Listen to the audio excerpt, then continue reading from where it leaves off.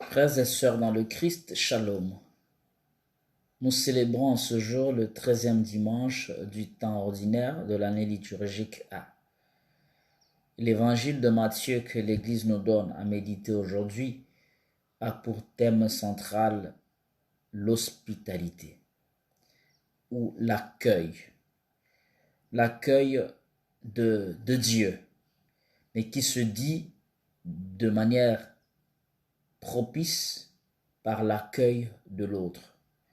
Je voudrais, pour commencer à méditer cet évangile, vous proposer la lecture de la lettre aux Hébreux, au chapitre 13 et le verset 2, pour nous plonger justement dans le thème de l'hospitalité dont il est question.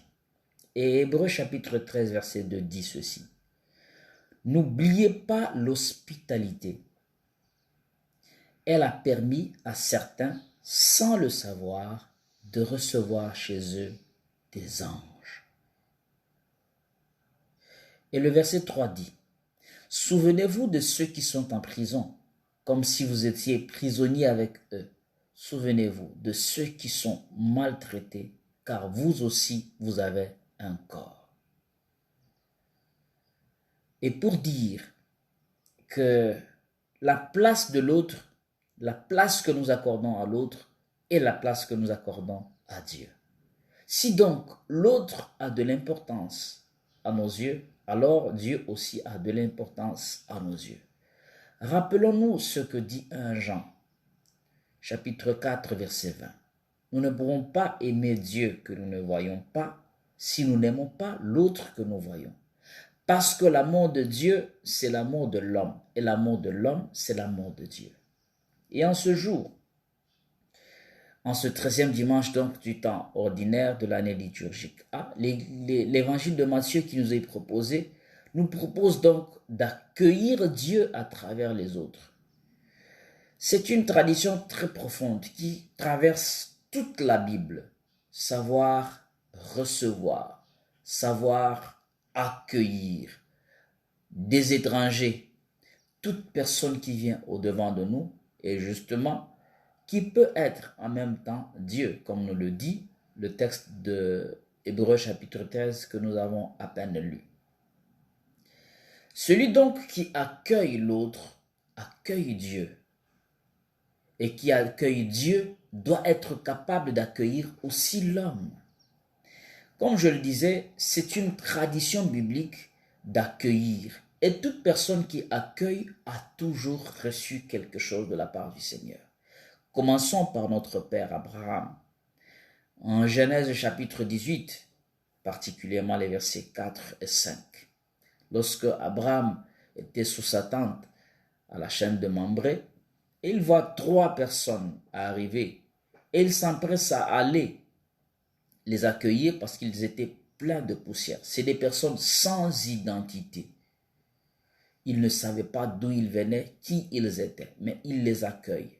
Et la suite, nous la connaissons. Après les avoir bien accueillis, ces personnes ont promis à sa femme Sarah que l'année prochaine, à la même date, elle aura un fils.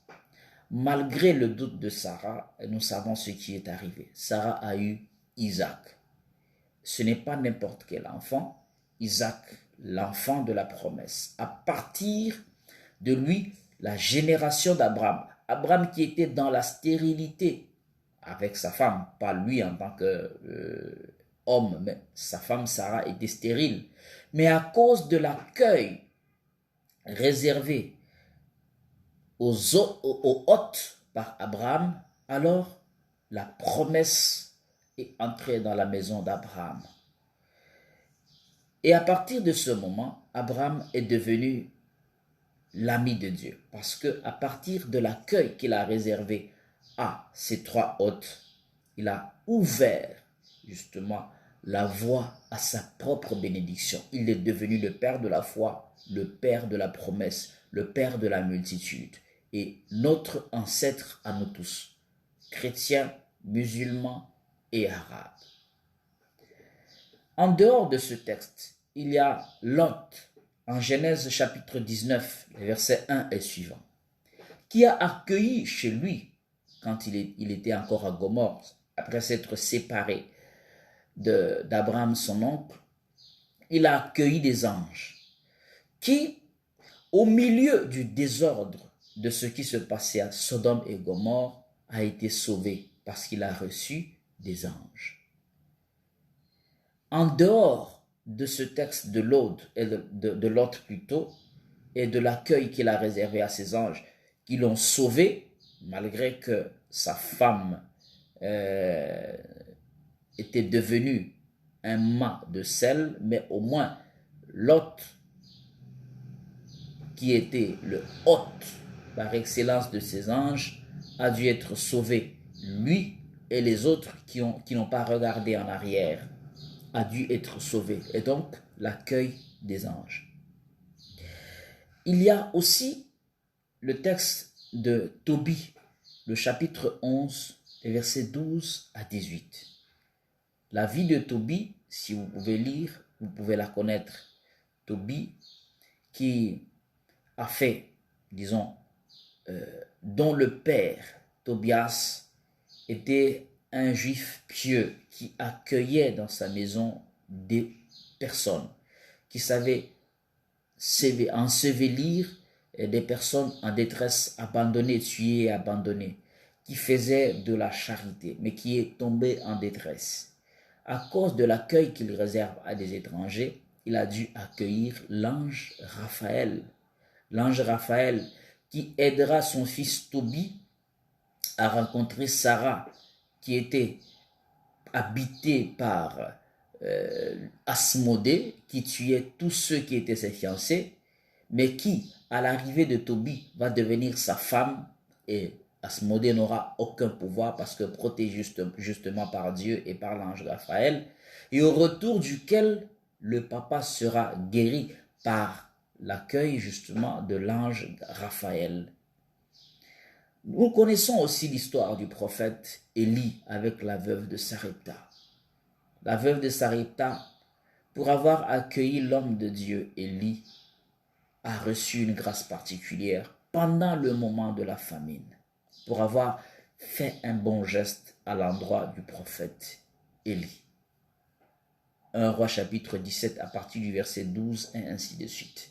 Et la première lecture d'aujourd'hui qui parle d'Élisée va dans le même sens. Cette femme qui accueille le prophète Élisée sans savoir qui il était, mais ce n'est qu'après un temps qu'elle se rend compte que cet homme était un homme de Dieu et qui lui prépare un endroit propice. Et au bout du compte, elle qui était stérile, elle a reçu un fils. Que dire?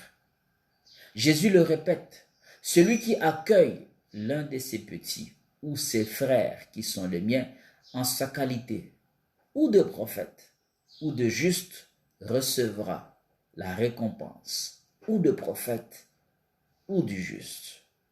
C'est dire, frères et sœurs, qu'en ce jour, en ce 13e dimanche du temps ordinaire, nous devons ouvrir notre cœur plutôt à l'accueil de toute personne. Toutes ces personnes n'avaient pas une identité déjà donnée, une identité préfigurée. Mais à cause de l'accueil, justement, indistinct des personnes vers lesquelles ces personnes sont allées, ces personnes ont reçu de la part de Dieu la grâce particulière. Parce que qui accueille l'homme accueille Dieu. Et qui accueille un prophète accueille celui qui l'a envoyé. Et qui accueille donc celui qui l'a envoyé accueille Dieu en même temps. Il est temps que notre égoïsme baisse. Parce que nous faisons des choix taillés sur mesure. C'est mon frère de même langue, c'est ma sœur du quartier. Et nous faisons fi à l'accueil que nous devons réserver à toute personne qui se présente devant nous, parce que créée à l'image et à la ressemblance de Dieu. En ce jour, l'Église Notre Mère nous interpelle pour que nous ouvrions nos cœurs, que nous ouvrions nos mains, que nous ouvrions nos maisons à toute personne qui arrive pour l'accueillir. D'ailleurs, le critère du jugement dernier en Matthieu 25 sera basé sur ça. Jeter un étranger et vous m'avez accueilli. Ou j'étais un étranger et vous ne m'avez pas accueilli. Le jugement dernier passera justement par ce critère, l'accueil de toute personne en face de nous. Tout celui qui accueille un homme par simple accueil, accueille Dieu qui est l'auteur de l'image et de la ressemblance qu'est cet homme. Que Dieu nous donne un cœur qui sache s'ouvrir, qui sache accueillir, qui sache s'ouvrir donc à la grandeur et à l'éminence de Dieu, pour qu'en accueillant toute personne en face de nous, nous recevions de la part de Dieu toutes les grâces et que par l'accueil de ce Dieu, toutes les portes fermées soient brisées et que nous recevions de la part de Dieu des récompenses réservées aux prophètes, aux justes et aux anges. Que Dieu vous bénisse.